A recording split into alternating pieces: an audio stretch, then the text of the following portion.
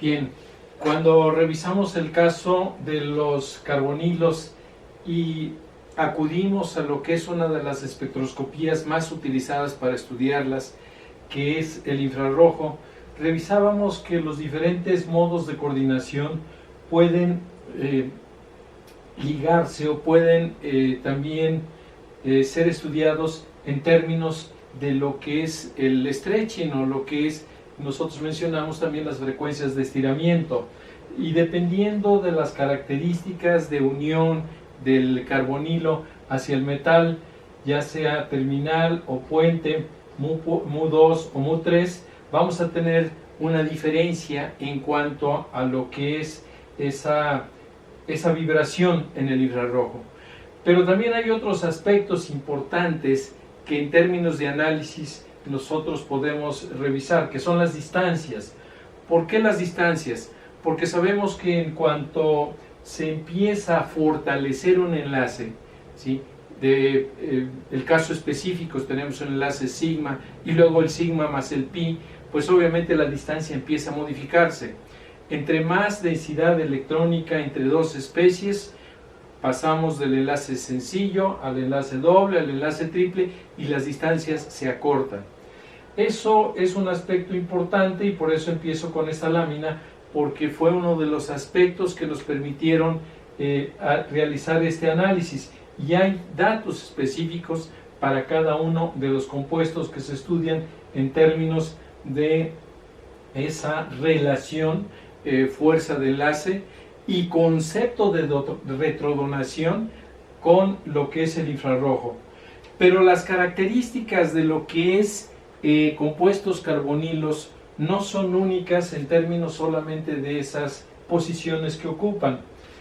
Puede haber inclusive no solamente el terminal, el Mu2 o el Mu3, se han reportado algunas otras formas que llegan a ser hasta de 6 especies de un monóxido de carbono, como lo vemos aquí, que están interaccionando. Claro, no todas a través de lo que es un enlace de retrodonación, son casos particulares, pero vamos, yo les traigo esta lámina para que se vea que realmente estamos hablando nosotros de un espectro muy amplio en términos de las formas en la que el monóxido de carbono se une a los metales de transición.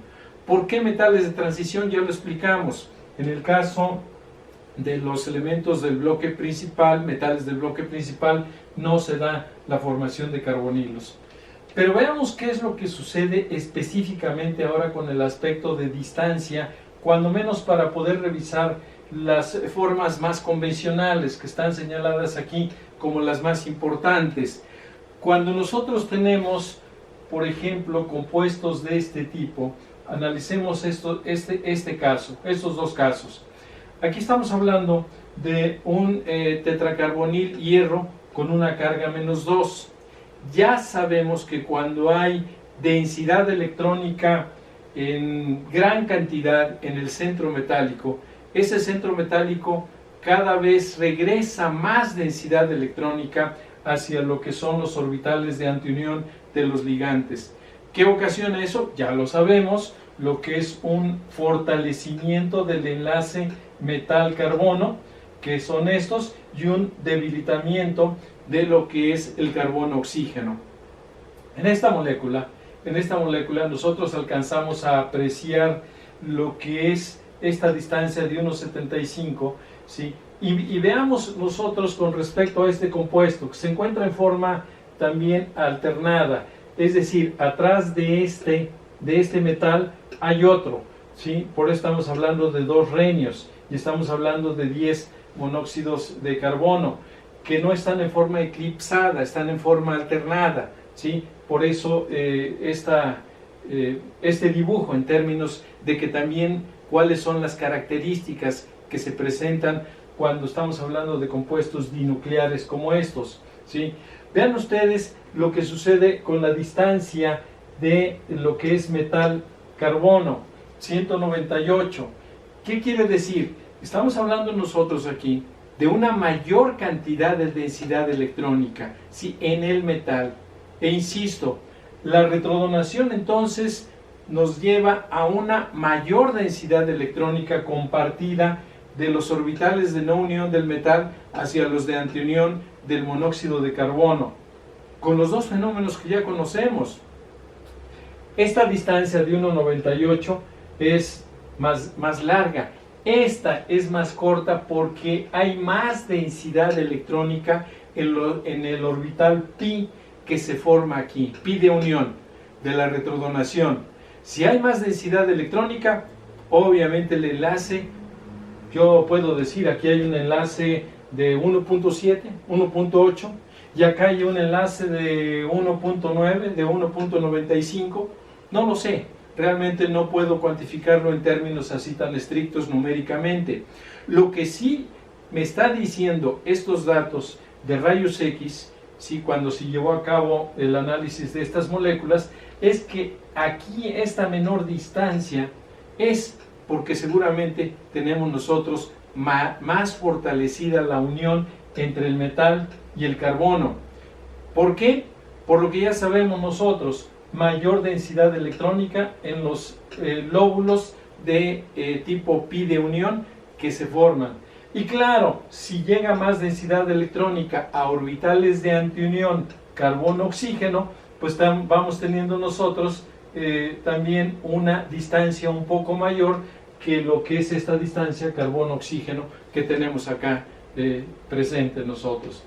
Esto es importante porque no es el infrarrojo la única técnica que nos permite el estudio de estructuras de tipo carbonilo como esto. Tal vez abunde yo un poco más en el caso de los carbonilos porque es un grupo de compuestos muy apropiado que permite a nosotros los químicos, a ustedes los químicos, ¿sí? Futuros químicos ya casi, ¿sí? El poder saber que hay técnicas espectroscópicas y espectrométricas que pueden ayudar, además de una determinación estructural de la molécula, como aquí estamos viendo, geometría tetraédrica, una geometría también a lo mejor de tipo, estamos hablando de 1, 2, 3, 4, 5, a lo mejor estamos hablando de una bipirámide 5 y 5, 10, de un octaedro, ¿sí? Entonces, no solamente a través de rayos X, que es una técnica muy apropiada para la determinación estructural, sino hay otros factores que nos pueden ayudar a establecer las características de unión. Ustedes se preguntarán, si ya tengo rayos X y puedo tener la fotografía del compuesto, ¿para qué necesito las otras técnicas? Yo creo que no va por ahí. Yo creo que la química y sobre todo la parte de analítica, que se ha enriquecido mucho con todas estas técnicas analíticas modernas, nos permite llevar a análisis de este tipo y a inferencias respecto a lo que está sucediendo con la forma de unión, con las características a lo mejor de tipo volumen estérico, con lo que es la reactividad. Todo eso son factores que necesitamos nosotros ir revisando. Pero bueno, los carbonilos no son tan sencillos a veces como nosotros los tenemos aquí. Yo quiero mostrarles también, ya hemos visto moléculas de este tipo, ¿sí? Como cuando tenemos nosotros ese puenteo o esa formación de un puente de un carbonilo, también las distancias se van modificando. Recordemos nosotros cuál es la unión o la distancia entre lo que es el carbono y el metal, ¿sí? Estamos hablando nosotros 175, 198, pero ¿qué pasa con un monóxido de carbono cuando está formando un puente? Bueno, pues entonces estamos teniendo nosotros casi una distancia igual a la que teníamos en aquel compuesto. Y claro, esta densidad electrónica de 2 electrones, sin que necesariamente tengamos mucha carga negativa, ojo, aquí no tenemos un cobalto que tenga, o el compuesto carbonilo que tenga esa carga negativa adicional para mayor retrodonación. De todos modos, la distancia es larga, porque la densidad electrónica se comparte formando un puente entre los dos metales. yo les quiero insistir en que el modelo que nosotros vamos empleando para estructura del átomo, para estructura de la molécula, son eso, finalmente modelos. Y el modelo de densidad electrónica nos ayuda a explicar de mejor manera que esas nubes de densidad electrónica pueden ser las que se estén distribuyendo en uno y otro. A lo mejor para mí es fácil dibujar un puntito aquí y otro puntito acá de la aportación del monóxido de carbono para decir, bueno, pues hay un electrón hacia acá y otro acá. Pero ¿por qué, además de ese modelo, que insisto, no lo descartamos los químicos, lo seguimos utilizando en muchos estudios inclusive y en muchas representaciones de fórmulas de compuestos, ¿sí? Ir pensando en densidades electrónicas, mayor riqueza, menor riqueza de densidad electrónica. Entonces, son aspectos que nos permiten a nosotros no solamente, insisto, los rayos X, vean ustedes cuando estamos hablando del carbonilo terminal, no en forma de puente, pues obviamente la distancia, ¿sí?, se va a acortar porque esta densidad electrónica de 2 electrones se está distribuyendo para enlazarse a 2 metales. Aquí solamente es un centro metálico y la distancia acá pues obviamente también es más corta, ¿sí?, un poquito a lo mejor, ¿sí?, pero es más corta porque obviamente, aunque hay enlace de retrodonación, pero no estamos también retirando densidad electrónica para que se comparta hacia los metales. En fin, el análisis y todo lo que podemos nosotros inferir acerca de estos compuestos puede ser realmente mucho más amplio. Los compuestos carbonilo, como aquí tenemos de cobalto o de hierro, realmente presentan estructuras muy interesantes. Y yo quiero rescatar de aquí 2 aspectos. Uno, la interacción metal-metal, hierro, hierro, hierro, ¿sí?